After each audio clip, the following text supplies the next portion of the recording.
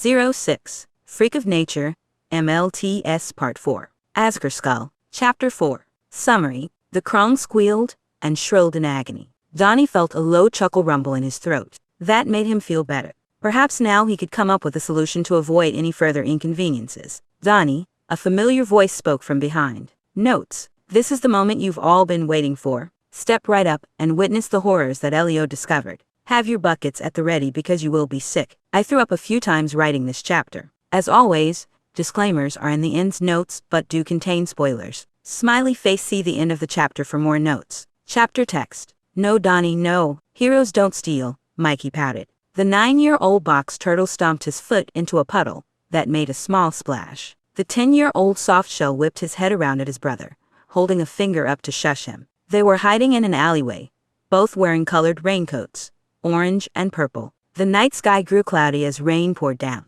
It was late. The turtles were cold, tired, and so very hungry. For Einstein's sake, Mikey, we aren't heroes, Donnie hissed. We're just kids who need food, and a brother who needs medicine. But stealing is wrong. You know what's wrong, Mikey whined, unable to keep his voice down.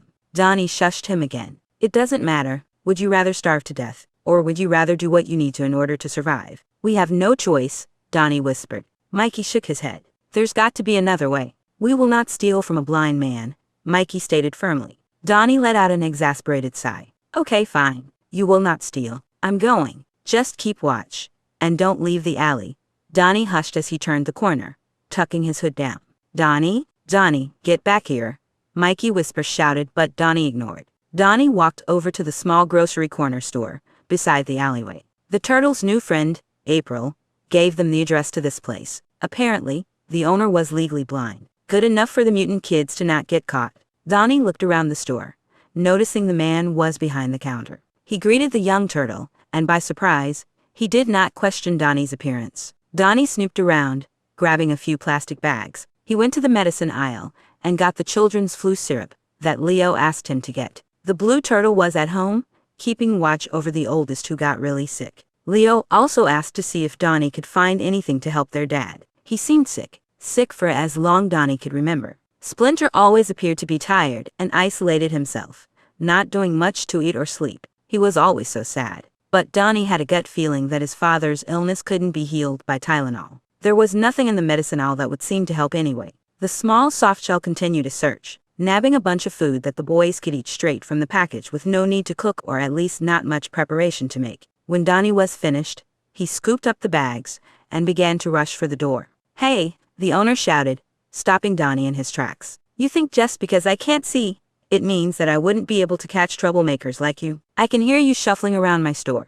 My ears are my eyes. What kind of shit business would I be running if I can't stop a thief from swiping my goods under my nose? Donnie froze, unsure of what to say or do. He didn't have a backup plan in mind for this. Well, are you gonna pay for all that or am I going to have to call the police? The old man threatened sternly. Donnie's breathing quickened. He didn't have any money. He had to act and he had to do it now. What would Lu Jitsu do? Well, probably not steal from an innocent person in the first place. But still, Donnie needed to make a choice, and so he bolted. Hey, the man stumbled after him, stopping at the sliding doors. Police help, stop that thief. Donnie raced around the corner into the alley, catching up to Mikey. Sirens started to wail, a commotion uprising from behind them. Donnie, what did you do? Mikey exclaimed. No time, just run, Donnie shouted as he grabbed Mikey's wrist and continued running. Police officers were on their tails, glaring their flashlights at them. The B team zigzagged their way through the streets of New York, trying to lose the police in the crowd. The rain made the pavement slippery. The cold wind made their muscles too numb to move quickly. Donnie, we should just turn ourselves in. If we explain everything, then maybe they'll let us go, Mikey pleaded, trying to wiggle his arm out of Donnie's grasp. Angelo, we're mutants. If those prejudiced pigs catch us, they won't hesitate to shoot. We either make it out of this alive or we don't, Donnie snapped back. Mikey's eyes widened with fear as tears started to dwell. Donnie held onto Mikey's wrist tighter as the turtles ducked into another alley. Donnie chucked the grocery bags into a dumpster, lifting Mikey up before he climbed in. Donnie held Mikey close, haphazardly grabbing trash bags to bury themselves underneath. The ornate box turtle started to whimper, before Donnie clasped both his hands over his little brother's beak. Hold your breath. Don't move, Donnie muttered. Footsteps began approaching. The turtles watched from the opening crack in the dumpster as the flashlight scanned around for them. A cop opened the dumpster and shined a light in it. Donnie and Mikey squinted their eyes, praying to the great pizza supreme in the sky. Soon the dumpster closed, and the officer shouted back to the search group that there was nothing here. Then the footsteps faded away. The brothers sighed, getting their breath back. Donnie carefully shuffled around, grabbing the groceries. Luckily, all their stuff was packaged and wrapped in the plastic bags, so the goods weren't too dirty. "Come on, we better hurry before they come back," Donnie whispered as he slowly opened the dumpster hatch. Mikey sniffled, wiping his tears. The poor kid was shaking. Donnie looked over at him with some concern, but mostly irritation. "What? Are you gonna say I'm a villain now? Is that it?"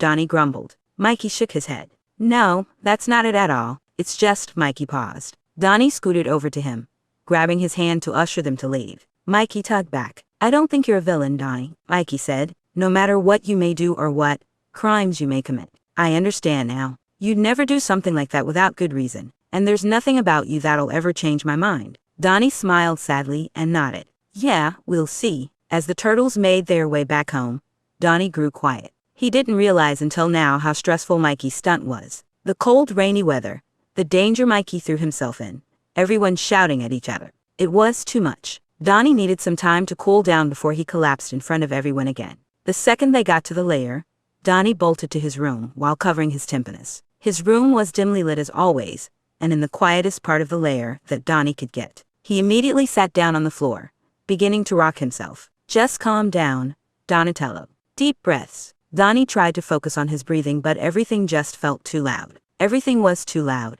His mask piercings started to bother him in a way they never did before. It was like Donnie was suddenly hyper-aware of their presence. He quickly fumbled to take them off as his eyes watered.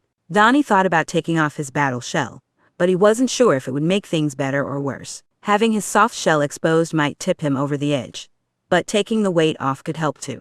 Donnie pondered about it for a minute before realizing he was subconsciously chewing on his nails, breaking off the black nail polish. The polish left a bitter taste in his mouth. He sputtered out the flakes of paint, rubbing his arms, and rocking himself more and more violently. Rubbing turned into scratching. Scratching turned into digging into his skin. Rocking, and swaying, and the room was spinning. "You all right, Donnie?" Raph asked as he entered the room, placing a teacup down on Donnie's desk. Donnie couldn't respond more than a whimper of discomfort as he continued rocking himself, scratching his arms more. Raph looked down at them. "Donnie, you're doing it again." Raph pointed at Donnie's arms. Donnie felt embarrassed to be seen like this. It was always embarrassing and uncomfortable, no matter how much Donnie knew his family wouldn't judge him. But Donnie understood that he couldn't really be left alone during these moments. He was prone to hurting himself by accident, unable to redirect the stimulatory behavior unless someone helped him. The snapper immediately sat down in front of him. "Hey, buddy, can you tell me what's wrong?" Raph asked in his soft, gentle voice. Donnie couldn't bring himself to look at Raph, and kept staring at the floor. His mind kept locking up. He couldn't speak. He couldn't sign. Ask him to write it down, and Donnie would scream. That was not how it worked. His brain just couldn't find the words by itself, so that only left him with one option to communicate. As he rocked himself, Donnie tapped on his wrist tech with a very shaky hand. Aftermath jitters, a robotic voice from Donnie's device. He was using his AAC app. Donnie had nothing against the AAC. He just preferred sign language more during nonverbal episodes, because it made him feel more self-reliant. Signing became an extension of his voice. He only really used an AAC app on his wrist tech when he had trouble finding the words he needed to say, because all forms of communication have been locked up in his mind. "It's going to be all right, Don. Just breathe. Try humming a song instead of scratching yourself," Raph whispered in a tender tone. Donnie appreciated how Raph kept his hands folded in his lap. The last thing Donnie wanted was to accidentally kick Raph in the face again. Donnie nodded and began humming. It was hoarse and shaky, the notes off tune. Some notes squeaked then relaxed as Donnie's anxiety spiked up and down. Soon, he found a familiar tune to follow along to. It was their snow day song, a happy jingle that felt distant, like it was being played on a post-apocalyptic radio. It lost its happiness and genuine meaning, showing a whole different perspective. Eventually, Donnie's rocking slowed down. The humming smoothed out into a coherent tune. Raph's body shifted. Donnie was unsure what his face looked like, but he knew it was comforting and patient. After a few more minutes, Donnie stopped rocking and humming altogether. The jitters were gone. He took a deep breath, and then slowly glanced up at Raph before quickly looking down again. Donnie caught Raph's thoughtful smile as the snapper slowly opened up his arms. Donnie hesitated for a moment before immediately leaping into the embrace, shoulders tensing for a second then relaxing again. Tighter or looser? Raph asked as he cautiously wrapped his arms around his brother. Donnie answered him by squeezing his arms around Raph tighter. Raph hugged tightly back. The oldest gave the best hugs, tight and enveloping. They stayed there like that for a long time. Donnie wasn't in a hurry. "You doing better?" Raph whispered. Donnie nodded. "All right, well, I gotta go check on Mikey. Will you be all right if I leave?" Donnie turned his head to the side, thinking. He didn't want to be left alone, but at the same time he did. Donnie noted that he could just return to Raph if he needed his brother again. He quietly nodded again.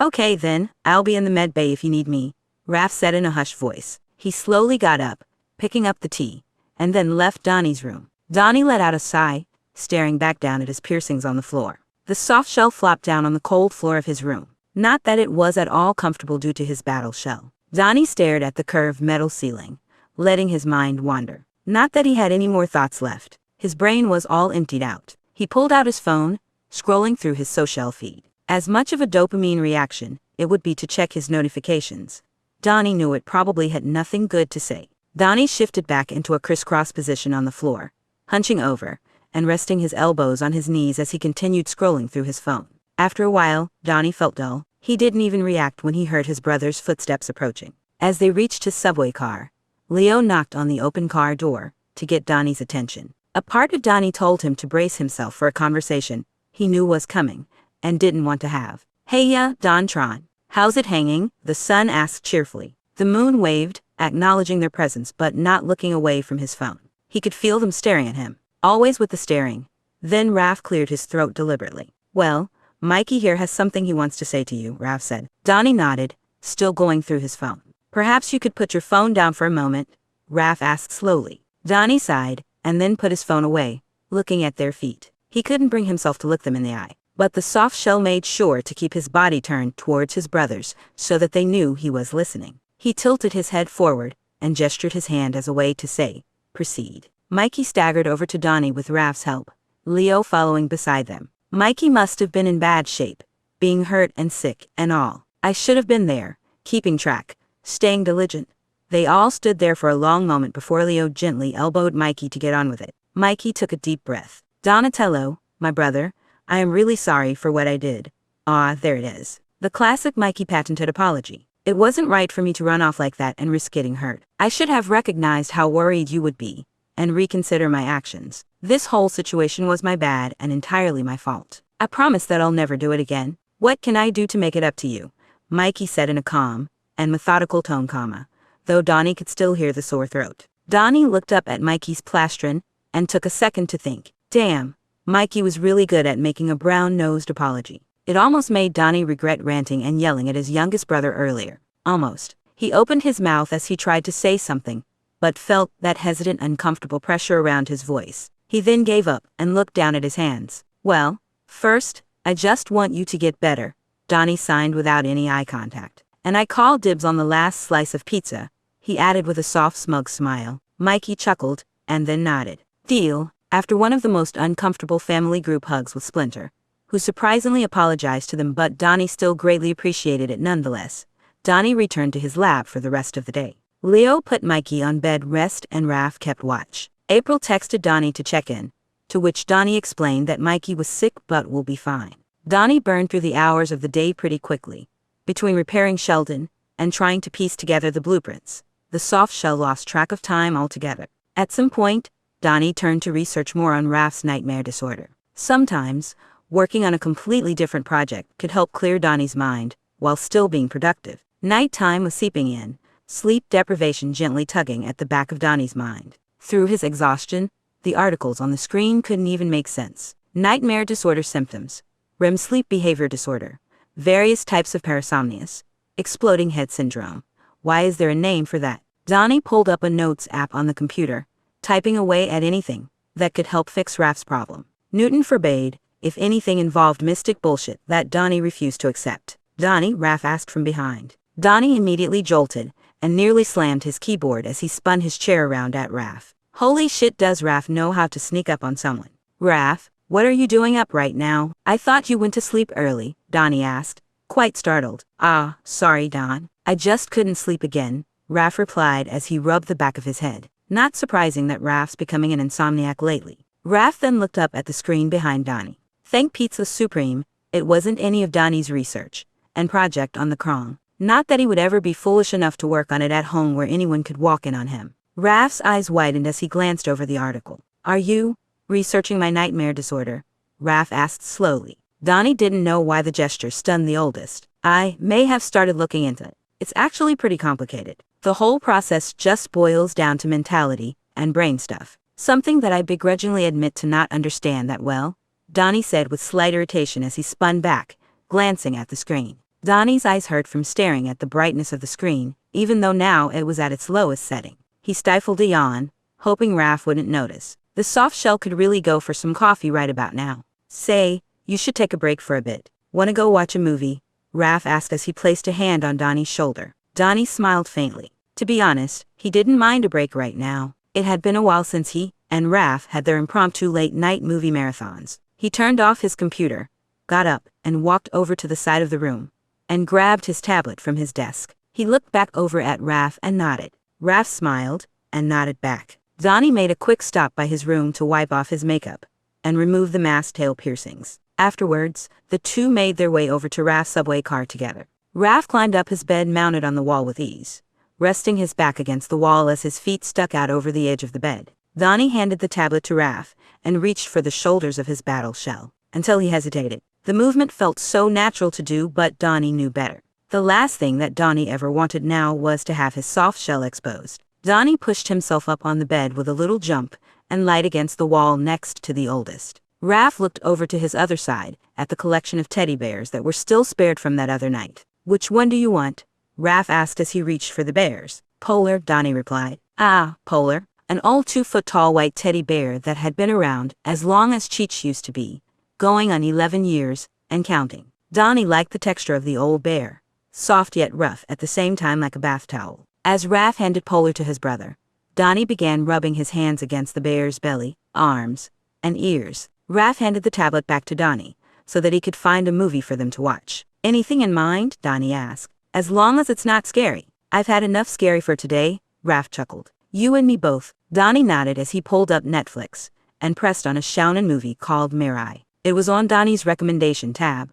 Neither of them have heard of it before. Much to their surprise, it was a story about a little boy meeting his new baby sister. A story that Raph and Donnie could relate to in their own way. Donnie popped out the tablet stand from its cover and propped it up on a pillow between their laps. The two began watching the movie together in peaceful silence. The movie was nice, a calm way to end such a hectic day. It was then Donnie realized Raph sort of tricked Donnie into going to sleep by dragging him out to this. But Donnie didn't mind. He let himself doze off for a while. At some point, there was shuffling on the bed. "Scoot over," Leo said as he held Mikey up by the waist, Raph reaching in with one arm to help the youngest brother up. What were they doing up? The sun jumped, swinging one leg on before pushing himself up and lying down next to the moon. Donnie pretended not to notice the faint blood stains on Leo's arm. Donnie knew the answer already. Leo tugged at his sleeves, and then folded his arms before resting his head on Donnie's shoulder. Together, the brothers stayed up and spent the night watching movies. As the night went on,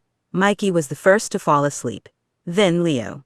Then Donnie, and then Raph. The following day rolled along. The four brothers continued to hang out together, playing games, and having fun, and overall staying close to each other.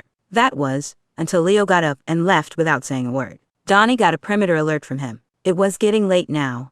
Donnie assumed that Leo would have been back pretty quickly. Why wouldn't he? Leo seemed to be having as much fun as the rest of them. Still, something felt off. Donnie excused himself from the TV room, where Raph was sweeping the floor with Mikey in Mario Kart. He got up to the top of the stairway, and checked his infamous tap into every security system and New York app on his wrist tech to see Leo was on a rooftop some ways far from the lair. The slider was resting his forearms over the ledge. Nothing seemed to be off, but Donnie could just feel it. And Donnie knew how feelings weren't his strong suit. "Hey Donnie," Mikey called from his spot on the floor. Donnie turned and looked at the screen to see Raph got first place, while Mikey got fifth. "Have you seen Leo?" "Yes." "No," Donnie lied. "No, I have not." Donnie paused, looking down at his wrist tech. Something was wrong. Something was wrong, but Donnie couldn't put his finger on it. Donnie looked back up at Mikey. "Say, why don't you call him? Tell him I'm betting the last slice on a Super Smash Bros. Match with him. Mikey beamed and chuckled. Okay, sounds good. He turned to his communication device and gave Leo a call. Donnie nodded and turned around, checking his wrist tech again. Leo was sprinting for the ledge. He was sprinting until Mikey's voice came through the communicator, to which Leo immediately skidded to a halt. What the fuck? What the fuck? Donnie's breath hitched in his throat. There was no way that Leo was going to do what Donnie thought he was going to do. But Donnie never thought wrong. Under better circumstances, Leo would have called this twin intuition despite the soft shell and the slider being a few months apart. But still, it didn't make sense. Leo was here with them. He was happy. At least, Donnie thought he was. His smile seemed genuine. Or maybe it was all a ruse again. Leo had gotten better at hiding. But now Donnie was left with why? What went wrong? Donnie knew there was a problem. Yet so far he had done nothing to fix it. This had to end. Now, before things got worse. For starters, Donnie needed Leo to come home and remind his dumb twin how much he mattered to others. A distant thought told Donnie that hugs were in order. Donnie practically scoffed at it. He couldn't give away that he had been spying on Leo, and hugging him out of the blue would definitely blow his cover. Unless, hey Mikey, could you come over here for a sec? Donnie called out to the youngest. The ornate box turtle got up and hurried up the stairs to meet Donnie. What's up, he asked. Well, Donnie trailed off, looking anywhere but Mikey's face. Man, it was hard to lie. What do you say if we pranked Leo with a tackle hug?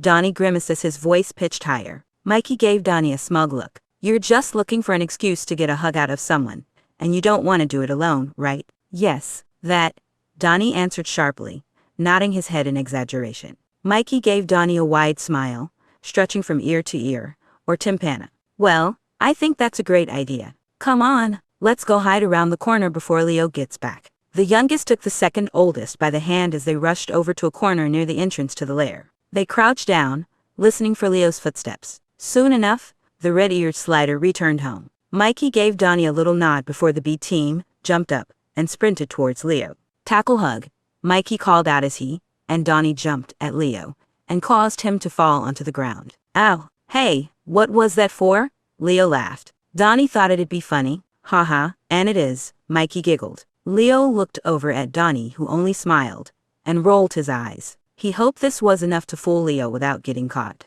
Donnie had to walk on eggshells if he were to help Leo out. Whatever the case, Leo was home now, and Donnie challenged him to a game. The three brothers rejoined with Raph, and all of them continued to play games until they all got tuckered out. Mikey fell asleep, so Raph picked him up and put him to bed. The sun and moon stayed up a bit longer. Donnie stared at Leo, still trying to silently process the scare that happened earlier. Leo noticed him staring. You look tired, Donnie said. He looked sad. PFFT me? You're the insomniac, Leo scoffed. Sure, but Donnie paused for a moment. Guess it was time to have that kind of conversation with his hypothetical twin. It was going to be a pain though. Emotions. Then he sighed. Hey Leo, can I ask you something? Period. What is it? Leo asked, pausing the game. Donnie fiddled with his fingers. I was wondering if. Sigh, why is this so hard? Donnie took a deep breath. Leo, do you care about us?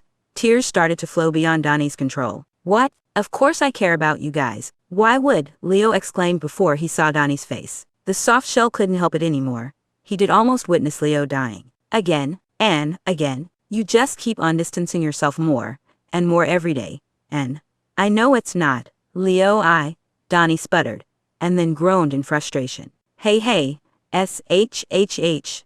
Leo soothed as he scooted closer to his figurative twin. Donnie, you know I love you, right? I care about you. Leo sighed, and paused for a moment. Period. I know I've been very off lately, but nothing has changed. I promise, Leo assured as he hugged his brother. It was almost convincing. Donnie didn't have anything left to say. He just hugged Leo back. The disaster twins held each other for a long while. Then Donnie got up. That's enough emotions for me now. I'm going to bed. You should too. Come on, Donnie mumbled. Leo and Donnie both got up, and then went their separate ways to their rooms. Donnie climbed up into his bunk bed, laying down on his plastron as he sank into the mattress in defeat. He checked on Leo again with his wrist tech, seeing his brother drink again. Yet another issue that Donnie needed to fix. But how could Donnie fix a problem that was beyond his skill set? 3 days have passed. The present day being October 18th. Donnie was in his lab, working on Sheldon as usual. All right, that should fix your voice box, Donnie leaned back from his workbench and pulled up his goggles. Go ahead, say something. Sheldon droned monotonously. Okay. I get it, Donnie chuckled. It's good to hear that's working again. How much longer until I'm complete? Sheldon asked. Donnie let out a trilling lip sigh. Technically soon. I'm not sure if I can get your full bodysuit ready in time, but I can repair you back to your hover shell form soon enough so you'll be able to freely float around the lair like old times. Speaking of, Donnie turned around and grabbed the box full of spare parts he salvaged. Let's get started on those rotors. Donnie flipped his goggles back down, sticking his tongue out in concentration as he hot-wired a spare rotor blade from the box. It was then when Donnie heard small footsteps swiftly approach the lab. What up, Michelangelo? I give you a fist bump, but I still can't move yet, Sheldon called out. Hey, Angelo, Donnie said, not looking away from his work. Hey guys, I got something to show you. Mikey walked up to them and held up the drawing. Donnie took a moment before lifting up his goggles and then taking the drawing. It looked like a well-crafted family portrait. The layers of whiteout from the mistakes were still visible, but overall, this must have taken Mikey hours to perfect it. Oh wow, this is really impressive work, Mikey. Even if you were hypothetically without your disability, I'd still say you did really well. The Moon's voice raised in admiration as best as he could. He gave the drawing back and put his goggles back down.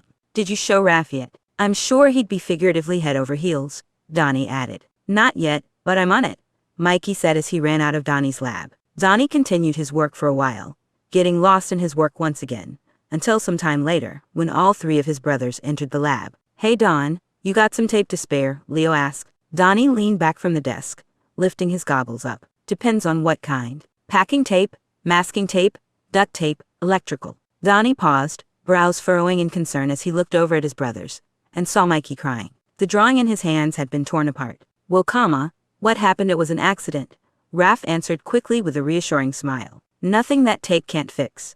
If only fixing things was that easy, Donnie thought with mild amusement. He walked over to the other side of the lab and grabbed a roll of Scotch tape. Together, the brothers helped smooth out the drawing and piece the two uneven halves back together. With the drawing repaired, Donnie's brothers left his lab, leaving Donnie to think. Cow a bummer, dude, Sheldon hummed. I didn't know Mikey's arms got that bad. Yeah. A lot went down during the Krong invasion, Donnie nodded solemnly. Then he put a hand to his chin, pacing around the room as he thought to himself. There's gotta be some way to help Mikey. With his shaking arms, it's hard for him to carry out the most menial of tasks. If only there was a piece of armor I could make, some kind of tech or device or something that'll compress. An obvious idea hit Donnie like a truck. Donnie stood there stunned. Compression gloves exist, Donnie muttered, leaving his jaw hanging open. He slowly walked over to the workbench and slumped down in his chair.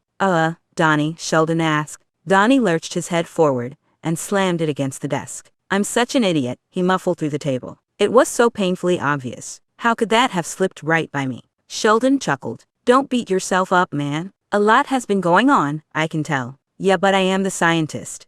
Donnie yanked his head back up and leaned into his chair. I can't let such obvious solutions fly by me. I need to stay diligent. I must know what's going on with everything if I were to fix all our problems. You're spiraling, Sheldon interrupted. Man, it was good to have him back. Try to focus on one problem at a time before your brain overloads from burnout, Donnie scoffed. Easier said than done. It's hard to focus on one thing while everything is happening at once. Just try. Donnie pulled his head up and looked over at Sheldon. Then over to his computer opened up on parasomnia articles. Then over to his wrist tech tracking Leo passing through to the kitchen. Then at the Scotch tape on the desk. Donnie let out a tired sigh. I'll try. It had now been 2 days since Mikey ripped the drawing. But 5 days since Leo had, allegedly, attempted to end his life. Donnie hadn't gotten much sleep since then. He kept thinking that Leo would sneak out when everyone was asleep, just like Donnie would do to sneak out and check on the Krong. He had to stay awake. He needed to stay alert. Donnie must. Psst, Donnie, Sheldon called out. Donnie, wake up. Donnie jolted and sprang up in his seat. Shit, must have dozed off at my desk again. He yawned and rubbed his eyes, turning toward Sheldon. What's up, Shell, he mumbled. I've been trying to get your attention for a while. My system detected a perimeter alert from Leo, Sheldon explained. Good to know Sheldon's system was connected and working again. Oh, must have missed that, Donnie muttered, checking his wrist tech. Sure enough, Leo was out again. His tracker pointed to the top of Molina Tower. What's he doing there? According to the security footage, he's sitting on the ledge. Drinking, beer? Is that a thing now? Unfortunately, Donnie grumbled. The soft shell got up and stretched out his arms, stifling a yawn. I'll go get him, Donnie sighed as he headed for the lab's entrance. Oh, bring a coat. My radar predicts some heavy snowfall here soon, Sheldon called out. Donnie nodded and smiled. Good to know your weather application is online again. Thanks. See you in a bit, Sheldon, Donnie waved as he left the lab. Donnie dipped into his subway car and put on his winter clothes before heading down to the garage and hopping into the tank. He drove the tank up the ramp topside and began following Leo's tracker to Molina Tower. I don't know what's up with that dum-dum, but so help me I'll. A mystic alert beeped from Donnie's gauntlet. It was from Leo. Donnie put the tank on autopilot as he glanced over at the notification. Don't tell me he teleported to the other side of the city, Donnie thought. But no, looking at the camera footage, Leo wasn't across Manhattan. He jumped but caught himself, rolling out of a blue portal and safely onto the ground below the tower. Donnie pulled the tank over and slammed the brakes. What in the actual fuck did I just witness? He turned back to the footage. Leo was on the floor sobbing and shivering, and shit, he was a mess. Donnie felt his breathing quicken as his eyes watered. Not now, Donatello. Donnie blinked away the tears. He's okay. He's alive. You just gotta go to him and bring him home. Hell, lock him up so he doesn't pull this bullshit again. Donnie took a few deep breaths and collected his composure. He checked the tracker to see that Leo was wandering off towards home. I might as well give him a ride. The soft shell put the tank back in motion and began chasing down the slider. Looked like Leo was taking a shortcut through Bronx Park. Donnie parked the turtle tank on the street, tucking the scarf around his neck as he hopped out and hurried over into the park. It wasn't like any people were around driving at this hour. It felt like forever since Donnie had been here. The playground was still destroyed from the invasion. Looked like no one was going to be making Jupiter Jim snowmen anytime soon. Donnie wondered if the park would ever be repaired. Donnie would probably have to repair it himself if the city was going to be lousy about it. Donnie found the red-eared slider up ahead, collapsed to his knees in the muddy snow. The wind started to pick up, and damn, it was freezing. Even with his winter clothes on, Donnie still shivered from the chill. As Donnie got closer, he deviated from the path, hiding in the trees. Leo, trembling and sobbing on the ground, was such a miserable display, his eyeliner seeping down his face. Things were not getting better as Donnie had hoped. What was a strange miracle was that Leo was surrounded by shiny blue butterflies, presumably blue morphus, but those were located in Central and South America. How the hell did they get here? One of the butterflies fluttered around Leo's face for a few seconds before flying towards Donnie. The butterfly fluttered around the tree before soaring up to the sky. Damn you, Morpho Menelaus. The butterfly conveniently gave away Donnie's hiding spot behind the tree. Donnie, Leo mumbled. The moon emerged from the shadows, approaching closer to the sun. Leo stood up, wiping his tears, and trying his best to put on a smile. Don't mask with me, Leonard, Donnie grumbled. It's exhausting. Donnie didn't mean to sound bitter.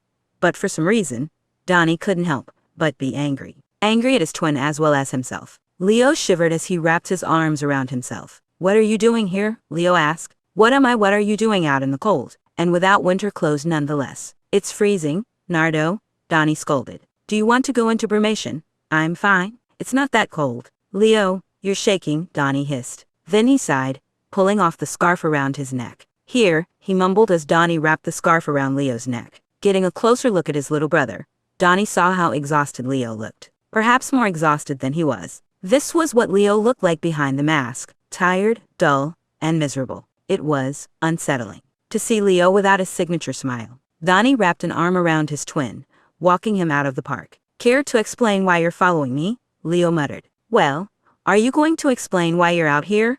Donnie asked, raising an eyebrow. Period. No, then neither am I. The conversation ended there. Good. Donnie really didn't want to come up with another lie to explain himself. They reached the exit of the park, heading back to the turtle tank. As they climbed inside, Donnie got a quick sense of how cold it was. Donnie sat Leo down in Raph's seat before hurrying over to grab a spare blanket and threw it over Leo. I'll get the AC turned on. We'll get you warmed up in no time, Nardo, Donnie said as he pressed a few buttons at the controls which closed the turtle tank's door and caused the vents to hum. Thanks, Donnie, Leo mumbled, tugging himself in the blanket even more. Then Donnie sat down in his seat, pausing for a moment. Period, Leo, he started. Then Donnie spun the chair around, facing the blue turtle. If there's something that's bothering you, why don't you say anything to us? Well, you're not really the emotions kind of guy, Leo teased. It doesn't have to be me. Let it be Raph or Mikey or Dad or someone. Just someone?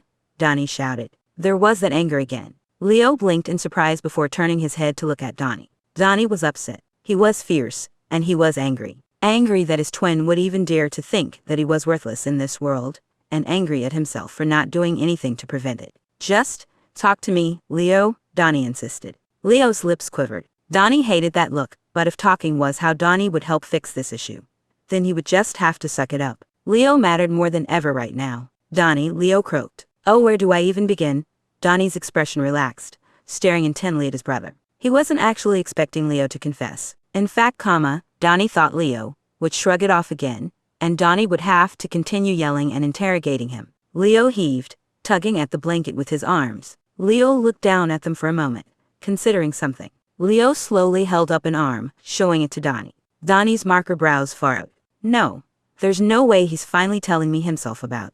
The son trembled hesitantly as he carefully peeled back the glove, revealing the bandages. They were soaked in blood. Donnie jumped to his feet, eyes widening. Oh, my muffins, he muttered under his breath. Oh, Leo. Donnie quickly stepped forward to Leo, grabbing at his glove and pulling it back up. He stared into Leo's panicked expression, holding his arm tightly. I'm sorry, Leo whimpered. No, don't apologize, Leonardo. Don't ever apologize, Donnie hushed. It's all right, brother. I knew about this a long time ago. Then Donnie sighed before quickly wrapping his arms around his brother tightly. Leo cried out loud as he immediately reciprocated the hug, clinging onto Donnie's coat. The disaster twins held each other like that for a long time. I promise you, Nardo, I'm going to fix this. I'm going to fix everything that's been going on. Donnie held on a little tighter as Leo cried a little louder. Period. Aren't you mad at me? Aren't you gonna yell at me and tell me I'm stupid?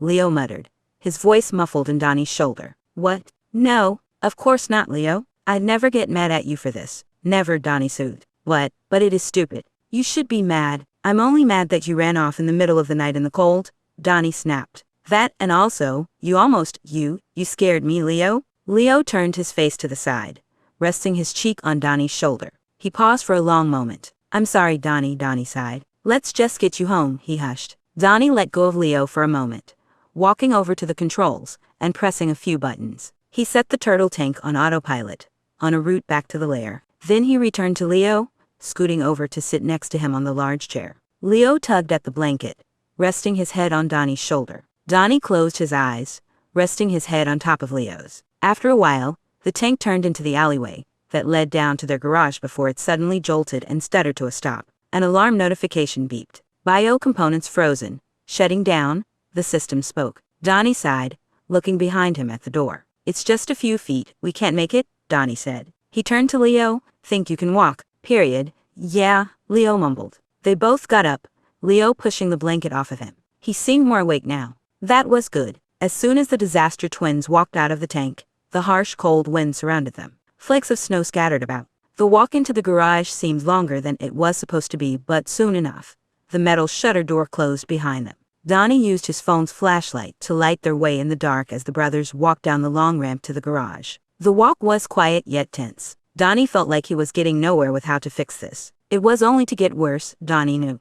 Maybe it was time for him to come clean. To tell Leo what happened when his heart stopped a couple months ago. And for Leo to tell him what he was feeling even though Donnie already figured it out. As they walked, Leo let out a tired sigh from behind. Donnie stopped and turned around. You okay? Donnie asked. I'm fine, Leo lied. Donnie could tell. Donnie pursed his lips, brows furrowing. He thought for a moment. Period. Well, how about we go make some tea? Then we can sit down and talk, if you want. Leo smiled and nodded. Donnie smiled and nodded back. Together, the brothers walked through the garage and to the kitchen. The sun and moon walked into the kitchen, both covered in flakes of snow. Leo pulled out his phone and checked the time as it changed to midnight. He tugged at the scarf that Donnie gave him earlier. I can't believe I had to chase down this idiot in the snow who didn't even bundle up properly, Donnie thought with irritation. Donnie took off his coat and gloves and set them on the counter. He then brushed off the snow and walked over to the stove. He poured some water into the tea kettle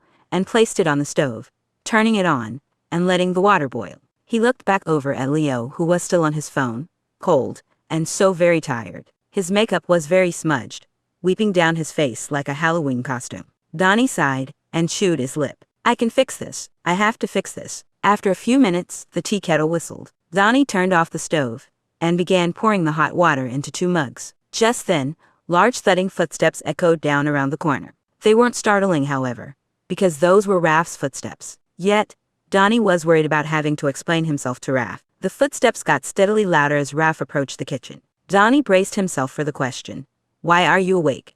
But then he looked up and met Raph's eyes. They were blank. Donnie heard Leo let out a small whimper, but didn't turn to look. Raph, are you all right? Donnie asked slowly. Raph stared at him for a long moment, and then suddenly, Raph flinched and gave Donnie this look as if he saw a ghost. Raph shouted a mighty roar and began charging at Donnie. Donnie grabbed the tea kettle and chucked the hot water at Raph before dodging out of the way. Raph punched the stove, missing him as the water splashed all over Raph. He let out a scream, but his eyes remained the way they were. Why didn't it work? Donnie thought. It worked last time. What am I supposed to do now? Raphael, you need to wake up. I tease you.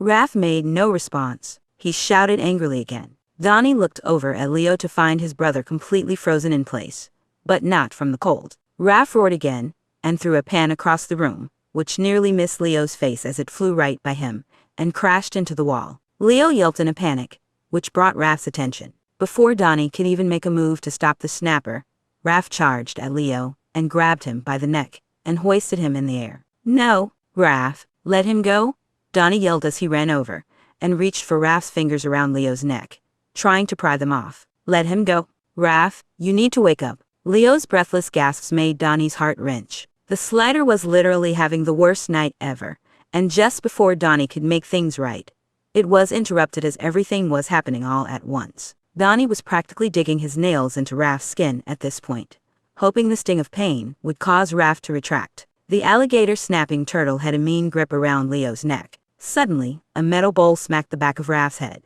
Raph turned around, growling. Always on time, Michelangelo, the youngest, was at the entrance of the kitchen, still in his pajamas, as orange sparks of light emitted around him. Drop him. Now, Mikey shouted furiously. Raph screamed, throwing Leo against the ground and turning to face towards Mikey. Leo hit the floor hard on his side, yanking at the scarf and coughing, gasping for deep breaths. He tried to stand up, but his body was trembling, collapsing against the cold kitchen floor. Donnie rushed over in front of him. Leo, are you okay? Donnie shouted. Leo wasn't responding, still staring over at Raph. Donnie looked over his shoulder at the oldest as well. Thanks to Donnie's yell, Raph's attention was back on them. The snapper was getting ready to charge. As Donnie felt the urge to dodge, he noticed that Leo didn't. But Donnie didn't waste any time. As Raph held his arm up in the air, Donnie shoved Leo out of the way. Leo, move. Then everything went black. When Donnie came to, the lights were blaring bright. He winced from it, letting out an audible sigh. What? The moon mumbled under his breath, blinking his eyes slowly, though his left eye was still swollen and remained slightly closed. His head hurt. Better not be a concussion. Donnie, I thank Pizzazz Supreme, the son exclaimed in relief. He took a deep breath and let out a nervous chuckle. Leo turned to Mikey. Michael, see, could you please bring me some? On it, Mikey shouted as he bolted out of the room. Leo turned back to Donnie, scanning over him. Donnie didn't even have to look for himself to know that his arm was cut up and he had a black eye. How are you feeling? Are you all right? Leo asked, worried. Sure. Never been better, he said sarcastically. Donnie said sarcastically. He rubbed his forehead and sighed before looking up at Leo. What about you? Your neck okay? It looks, well, it's better. Donnie squinted his eyes in disgust. Leo laughed. Yeah, I'm all right. Everything's all right now. The hell was that supposed to mean? Between trying to kill himself, wandering in the snow, then the whole fight with Sleepwalker Raph, Donnie was expecting Leo to be in absolute shambles. How was he able to bounce back and smile as if nothing happened? Comes with being the face man, I suppose. Mikey hurried back into the room, ice bags in tow. He handed one to Donnie, who pressed it against his eye. Then Mikey turned to Leo, holding the ice to his neck. Donnie sighed in relief that the event was over, though he still had a lot of questions to ask about what happened while he was out. A couple hours passed by as Leo and Mikey helped Donnie recover, filling in the soft shell on the events that happened while he was out. Leo also took the time to wash his face and redo his makeup. Then, Raph entered the room with Splinter following close behind. Donnie felt the room go tense. Raph noticed the tension and sighed solemnly. Donnie, how are you holding up?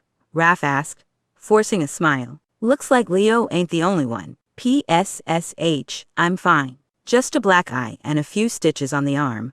Donnie shrugged, flicking his wrist. Raph's eyes widened for a second. He then blinked and subtly shook his head before glancing around at his brothers.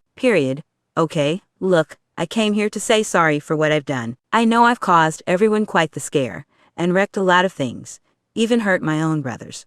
Raph explained. It's okay, Raph. You weren't in control, Leo said. No, it's not okay. I've been ignoring these problems for too long, Raph interrupted. He then sighed and rubbed the back of his head. He spoke hesitantly. I think it's time. I've reached for help. Whoa, did Donnie hear that right? While Donnie knew what had been going on with everyone, and how everyone had issues that needed to be fixed all at once.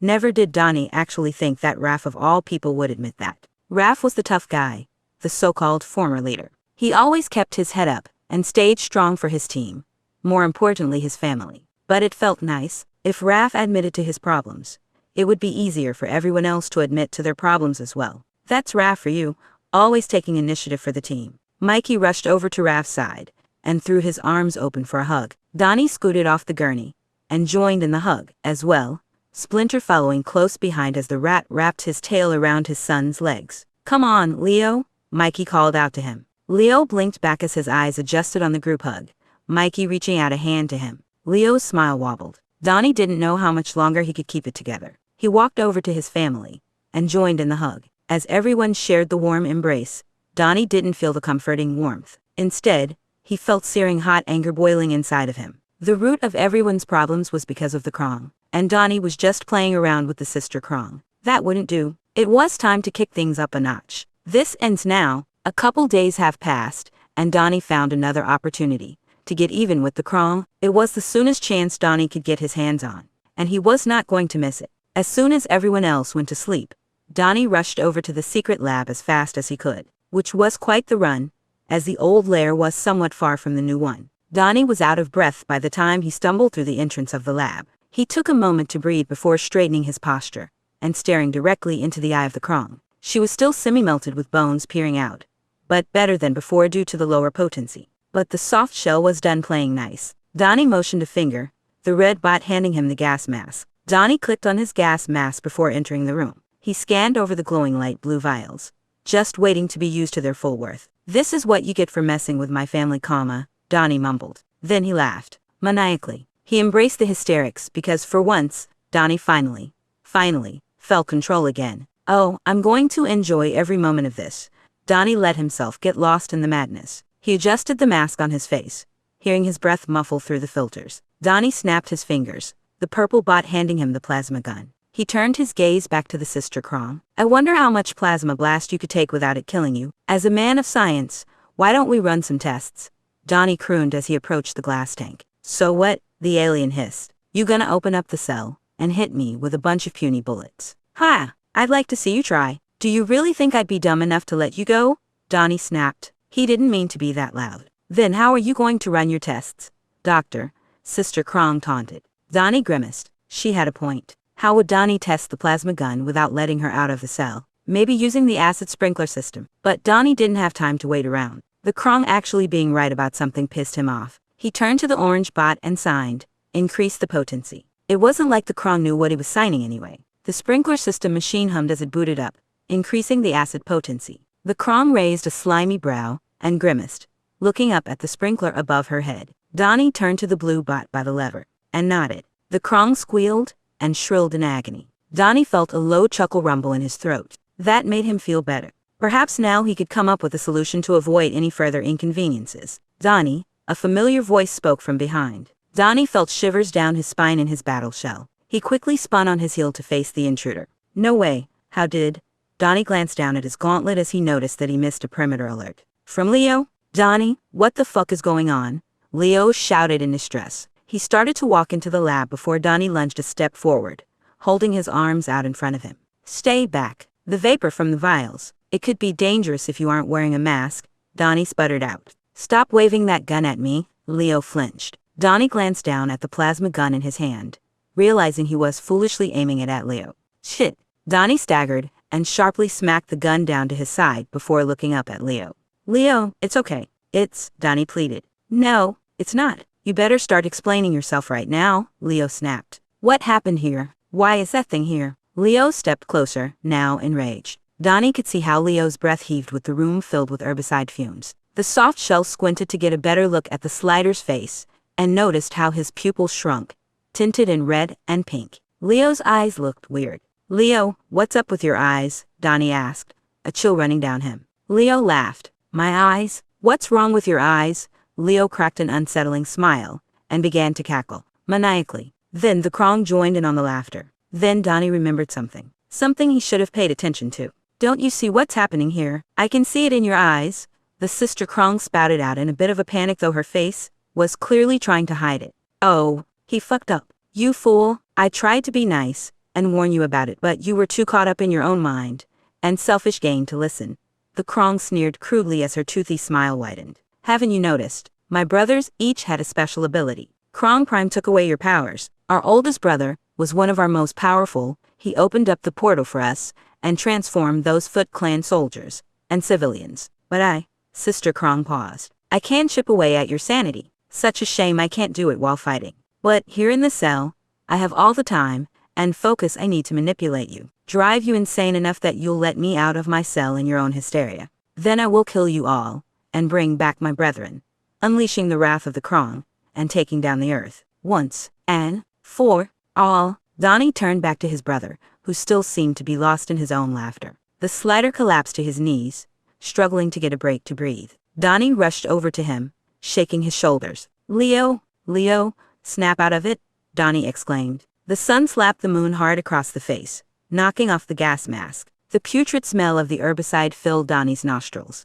"You're a freak," Leo shouted. "A fucking freak, a freak of nature," a thought taunted the soft shell. Those words. Leo promised he would never call Donnie that. Leo was Donnie's #1 support. Deep down, Donnie knew that the slider didn't mean to say that, but the tone was too convincing. "You've been down here for WHO the fuck knows how long, doing all these little mad scientists' experiments. You've completely lost your marbles," Leo berated as he stood back up, pacing around back and forth. "I don't know how much longer I can take this," he heaved. I can't. I fucking swear, Donnie." Donnie smacked Leo across the face. He couldn't let Leo continue on like this. He wouldn't let Leo continue on like this. All the rage that Donnie built up seeped out into fire in his voice. "For fuck's sake, Leo," Donnie retaliated. "How much longer do I have to save you? I did everything I could to keep you alive. I even had to resuscitate you. Back when we brought you home from the Krong, your heart fucking stopped. Leo, you suffocated and bled to death." Leo's pupils shrunk further than Donnie thought they were able to go.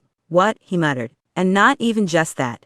Donnie continued rambling on, no longer aware of where the gun in his hand was pointing it as he waved his arms around dangerously. "I knew something was wrong with you. I've been watching. I saw you jump, and I saved you. I do it again because, fuck, Nardo. Why are you like this? You think I lost my marbles, you fucking hypocrite. You're the suicidal motherfucker who—" "Stop," Leo screeched. He smacked his hands around his tympanus. "Stop, please stop. Just shut up. I can't take Icky. Donnie's breath hitched. Fuck, I didn't mean to spill my guts like that. I swear I didn't mean to." His fearful gaze turned to the Krong, and that was when Donnie knew he fell right into Sister Krong's trap. Only one thought entered Donnie's mind, dragging him into tunnel vision. It was so clear, so obvious. Donnie stared down at the gun in his hands. Adrenaline fueled him. Donnie turned back to Leo, only to find him running off. Elio, come back."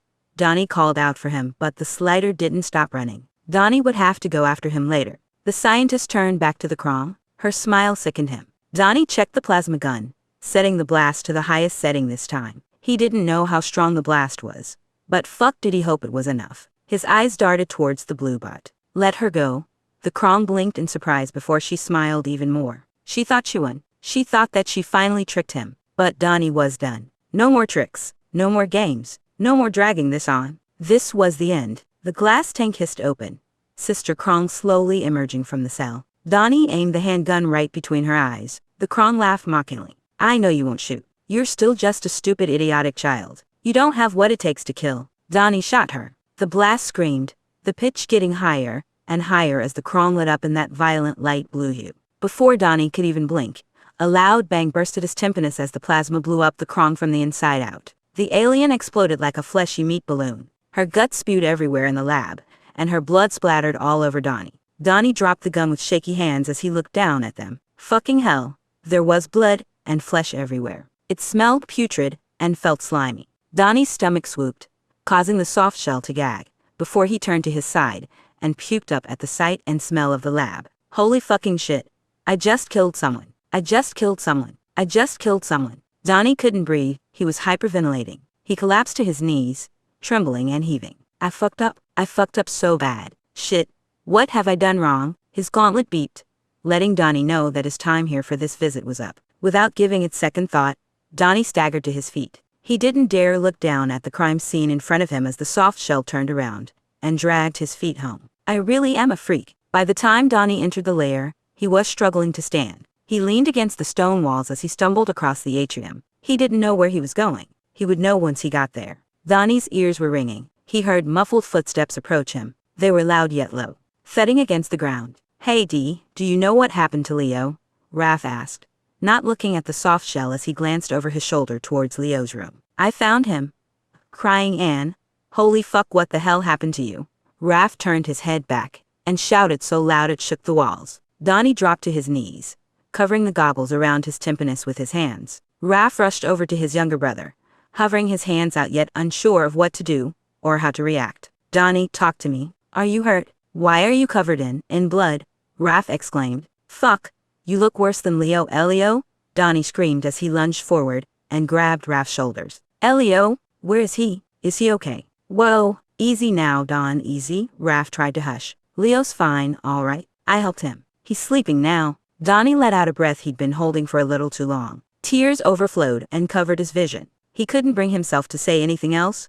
His mind started to lock up. His breathing started to get more shallow till there was no air entering his lungs. Raph gingerly placed his hands on Donnie's shoulders. Donnie, breathe. You're okay. You're home, okay? You're safe. Raph's got you, Raph soothed. Come on, let's get you cleaned up first. Then we'll talk. Raph helped Donnie to his feet, though his knees were still threatening to buckle under the weight of his guilt. The brains and Brawn staggered over to the bathroom. As soon as they got inside, Donnie fell down to the floor again, sitting on the cold marble tiles. Raph closed the door behind him before grabbing a white hand towel and wetting it in the sink. Donnie couldn't hear much anymore. Raph's voice muffled as it rumbled and echoed around the bathroom. The only thing Donnie was aware of was how Raph mumbled as he explained what he was doing before wiping the cold, wet cloth on Donnie's arms, leg, and face. Donnie continued staring down at the marble, his red reflection gradually turning purple, the white towel gradually turning red. I'm going to take off your battle shell now, no. Donnie lurched forward, wrapping his arms around himself. No, don't touch it. Donnie, I need to clean it, okay? Raph whispered. Seriously, when's the last time you've taken off that thing? I haven't. Raph's brows furrowed. You haven't, Donnie?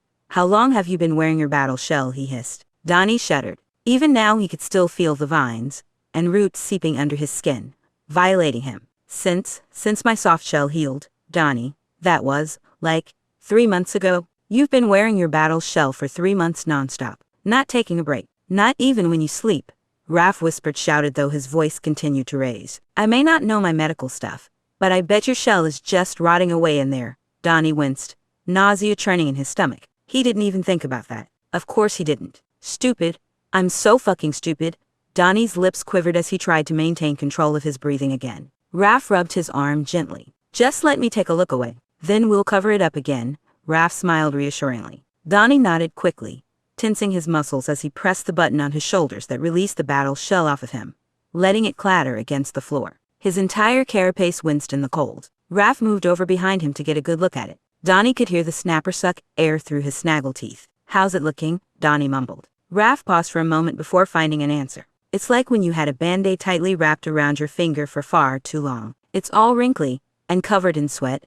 There's a bunch of bruises forming too. Seriously, you need to let your shell breathe. Donnie nodded before he felt the wet towel touch his soft shell. He shivered and let out a quiet whimper, clasping his hands around his neck and pressed down on his head tightly. He rocked his feet, tensing every muscle in his body as Raph cleaned the shell. There, all done, but I can't let you put your battle shell on just yet. Raph got up and looked around before heading towards the dryer machine. There was a laundry basket sitting on top of it. Raph grabbed a weighted blanket from the basket, walking back over and draping the blanket over Donnie. The comforting weight enveloped around Donnie, pressing in on his carapace. At least the weight was enough to chase away the icky sensation in his nerves. Think you're ready to talk? Raph asked, carefully petting Donnie's back. It felt nice. Donnie hadn't felt that in a long time. Donnie nodded, tugging the weighted blanket around him as he brought himself up. Raph wrapped an arm around him as the older brothers started to walk over to the kitchen. Soon enough, Mikey spotted them. "Donnie, are you okay? You look sad," Mikey asked sympathetically. "What happened?" Donnie sighed. A lot has happened. There was a fight," Raph chimed in. I think there was a fight." Donnie was about to explain it to me. "Well, let me hear about it too," Mikey exclaimed. "Come on, don't leave me out of this." "Mikey," Raph started. No, he's right," Donnie pointed out. "I need to tell everyone anyway. I'll go get Leo then," Mikey said as he turned to go over to Leo's subway car. "No, don't," Donnie shouted. Then he winced, lowering his voice. "Don't. Just let him be. He needs to rest." Mikey's shoulders dropped as his brows furrowed, gaze locking back on Donnie. What happened?" he exclaimed. "Just follow me," Donnie exasperated. The three brothers headed over to the kitchen. Raph sat Donnie down at the dining table, while Mikey made them some green tea. Mikey joined the older brothers at the table, handing everyone their respective colored teacups. Donnie ran his finger along the rim, wondering where to start. It didn't matter how he phrased it. His brothers would still hate him either way. Period. Ever since we returned home from the Krong, I couldn't stop feeling so angry. I was angry at anything and everything. It didn't feel right to let the government capture the sister Krong and let her live peacefully in an isolated cell, especially after learning that she was responsible for destroying Sheldon. Donnie paused. He took a breath before taking a sip of his tea, closing his eyes. "So I kidnapped her." As expected, Raph and Mikey both gasped in shock, tensing up. Before they could start shouting and asking questions, Donnie promptly set the teacup down with a clatter. "Yes, I know. It was completely reckless and dumb. I see that now," Donnie exasperated. "I set up a secret lab back in our old lair. It was the only place I could think of. Everything I needed was already there, though it wasn't really structurally sound in hindsight. That place could still collapse at any second at the smallest of quakes." "But how did you manage to kidnap the Krong without getting caught by the government?" Raph asked. "I have my ways. You know that," Donnie answered nonchalantly. For some reason, he felt exceedingly calm as he continued to explain. "Once I had her in captivity, I began to sneak out at night to visit the old lab and run various torture methods, starting with routine shocks at a high voltage count, and then moving to pouring acid with fluctuating potency."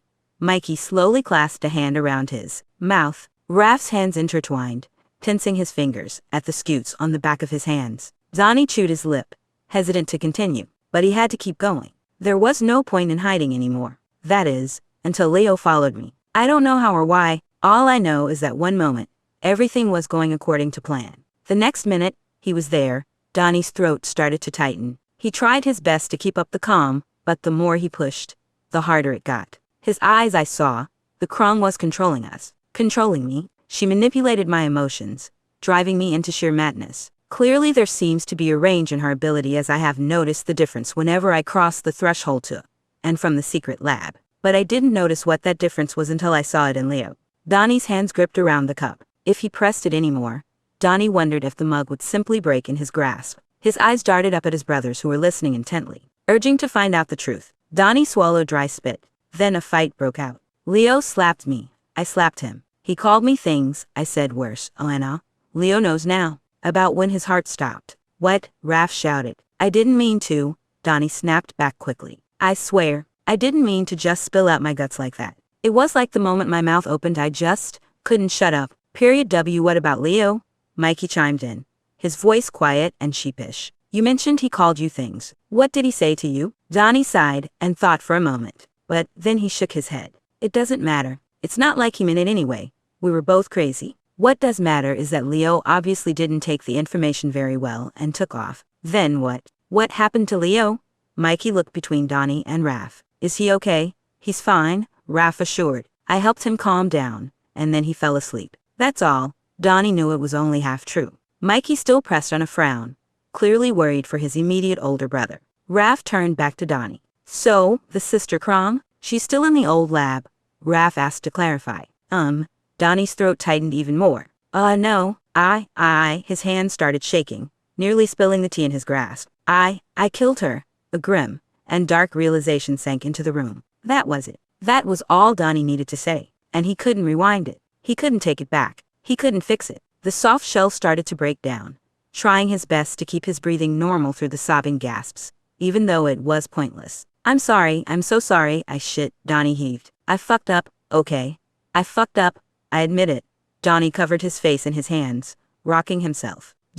I'm just a freak, a villain. I don't think you're a villain, Donnie, Icky said, his eyes locked on his brother. You are just hurt. Hurt from everything that happened, right? And besides, you didn't have control. She tricked you, didn't she? She took advantage of your emotions. She's the villain here, not you. Mikey's right, Raph affirmed. When we fight bad guys, we don't hold back. Sure, we never actually killed anyone, more or less, but we sure as hell didn't plan to spare them. But why do I feel like I did something horribly wrong? I'm no better than the Krong. They tortured Leo, and I tortured them back tenfold. How is it justifiable? Donnie sneered, tears and smudge eyeliner running down his face. Period.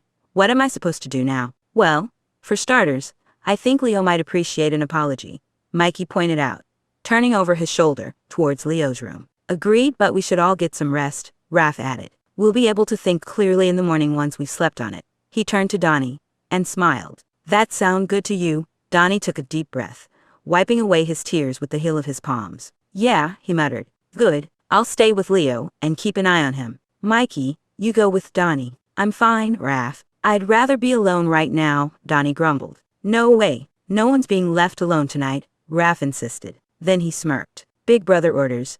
Donnie scoffed, but still couldn't stop the tears that flowed. He slumped in his seat, tugging at the weighted blanket around his carapace. Mikey got up and walked over to Donnie's side as Raph left the kitchen. The B team made their way over to Donnie's subway car. Donnie and Mikey took off their masks and accessories, Donnie carefully putting down his mask piercings on his desk. Then the soft shell climbed up the ladder to his bunk bed, facing towards the wall it was mounted on. Mikey lay down behind him, cuddling in close. Donnie's back still felt incredibly stiff from having his battle shell on for so long, but Mikey's presence from behind helped keep Donnie grounded in the moment, kept the phantom pains of the Krong vines at bay. But one thing still unsettled Donnie. Why aren't you mad at me? Donnie whispered. I am mad, Mikey answered, not unkindly.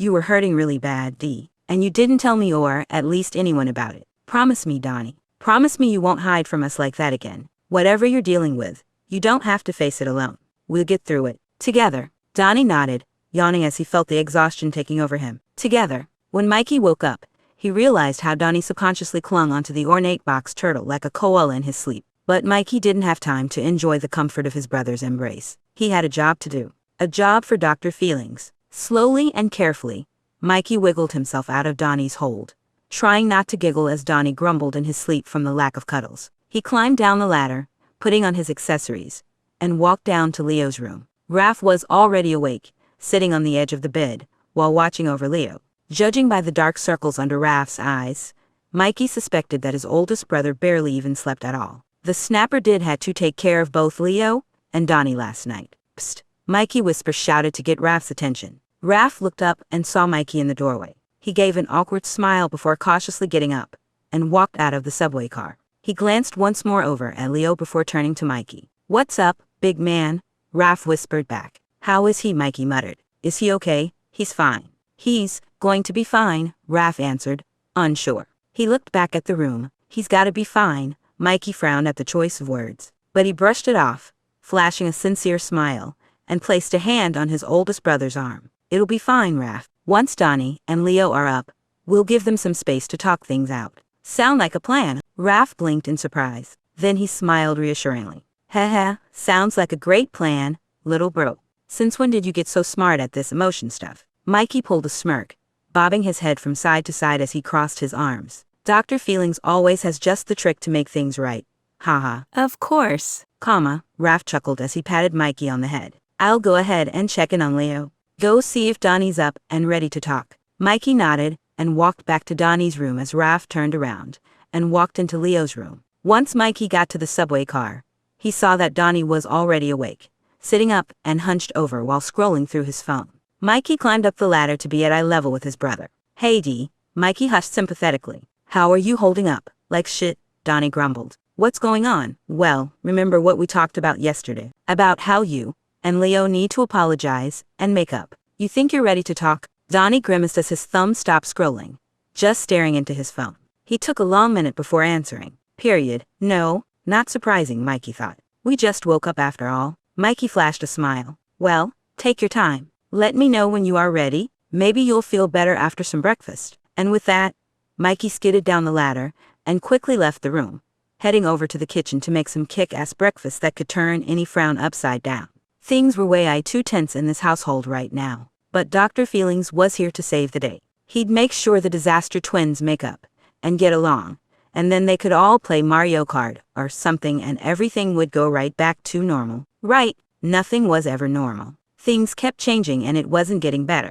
Just like his family drawing, his own family was being ripped apart. This wasn't something that could be fixed with a few reassurances and tape, but Mikey had to make it better. He had to keep going and help his family be stronger. And soon enough, all of this would feel like a really, that's too reality's bad dream. Mikey quickly shook his head out of that daze. Everything will be okay. I know it. It's past noon. Leo nor Donnie had left their rooms, not even to eat breakfast. Mikey was getting tired of being patient, so he hurried over to Leo's subway car and knocked on the doors. Leo, you still in there? Mikey asked, though it wasn't like he needed an answer. Mikey heard a grouchy hum behind the door. He interpreted it as an invitation to come in. Leo's shell was facing towards Mikey as the slider was curled up at the corner of his bed. His accessories and swords were still haphazardly discarded on the floor. His legs were tightly tucked to his chest. If Leo was tucked anymore, he'd probably be actually inside a shell. In a small, amusing way, Mikey saw his older brother as a grumpy little kid in timeout. What's going on? Leon. Mikey smiled sympathetically. Just thinking, Leo mumbled. Mikey's brows pinched in curiosity. He sat down on the edge of Leo's bed. Thinking about what? About? Leo lifted his head up. He sighed heavily through his snout, rocking himself a bit. A plan to make things better, Mikey smirked. I hope that plan involves talking to Donnie. Leo tucked his head back down, shaking his head. I don't think I can face him right now. Need more time. Mikey rolled his eyes so hard, he almost rolled out of bed with them. I'm done waiting. The ornate box turtle got up and started to head for the door. I'll be right back, Mikey chirped as kindly as he could over all his anger. This was a job for Dr. Delicate Touch. Donnie, get up, Mikey called out. Donnie scoffed, rolling back into his bunk bed and tucking the weighted blanket over him. Go away, Mikey. I already told you I'm not in the mood. Suddenly, a hand grabbed onto the weighted blanket and yanked it off the bed, taking Donnie down with it. He hit the floor hard on his plastron, feeling the wind get knocked out of him. Ow, hey, what the hell, Donnie snapped. He looked up to see his youngest brother seething with anger as Mikey towered over him. I'm done watching you and Leo beat around the bush all day, so you better get off your ass and go talk with him, right now, Mikey shouted. Donnie groaned in irritation. Mikey, you can't just force people to get along, boy. If you don't apologize to Leo right now, I'ma smack you so hard it'll send you flying back to Staten Island, Dr. Delicate Touch yelled as he held up his backhand threateningly. Donnie's expression hardened. He quickly scrambled to his feet, mildly surprised that, once again, his little brother struck fear in him. The soft shell pressed his lips, chewing his cheek as he crossed his arms. Okay, fine, Donnie scoffed, looking down at the floor and rocking on his heels. I'll go. He turned to his accessories on the floor, putting them on. Mikey's backhand turned into a pointer aimed at the door, his expression fierce. Donnie rolled his eyes and walked out of his room. He headed to the bathroom first and scooped up his battle shell that was still discarded on the floor. Surprisingly, the icky sensation had left him alone since last night, but Donnie could sense it in his mind that it'll come back. Intuition probably, or a premonition. I can't tell anymore. Donnie latched the battle shell on his carapace, feeling comforted and secure as the weight grounded him in. Then the soft shell took the time to put on his makeup and mask tail piercings. Donnie walked down to Leo's subway car, knocking on the door. Hey, Nardo? Donnie winced. You ready to talk? No, go away, Leo shouted through the door. Well, suck it up because Mikey's forcing us anyway, Donnie grumbled as he opened the subway car doors and slipped his way into the room and shut the door behind him. Leo was tucked in the corner, looking sorry for himself. But Donnie couldn't judge. He was doing the same thing all day too. The soft shell sat down on the bed next to the slider. He looked at Leo, waiting for him to turn around. Leo looked over his shoulder and scoffed before he shifted and slumped over the edge of the bed. There was silence, awkward silence dragging on and on and on and. I'm sorry, the twins both spoke at once. Oh, sorry. You go ahead, Donnie sputtered. No, you go, Leo insisted. No, I sigh. Fucking hell, this isn't getting us anywhere. Donnie ran a hand down his face. He took a moment before saying softly, Look, Leo, I'm not mad at you for the things you said. You were being tricked by the Krong, and high from the herbicide fumes. Leo let out a dry laugh. Yeah, but I really shouldn't have said that. I don't think of you as a freak. Never ever. I want you to know that. Leo looked up at Donnie. You do know that, right? Of course I do. Donnie nodded at him. You're my number one. You've always understood me the most. Donnie fidgeted with his fingers. And don't worry, the Krong's gone now. I killed her. Shit, Leo mumbled. He leaned forward, pressing his hand to his beak. The room fell into that awkward silence. Donnie waited patiently for what felt like minutes. It was no surprise that Leo was having a hard time processing all of this. Eventually, Leo sat back up and faced Donnie again. Donnie frowned. I'm sorry for not telling you about your injuries. Both Raph and Mikey feel bad about it too. We kept planning to tell you for ages, but we could never find the right moment. I get it, Leo cut in. It's hard to tell something like that. Yeah.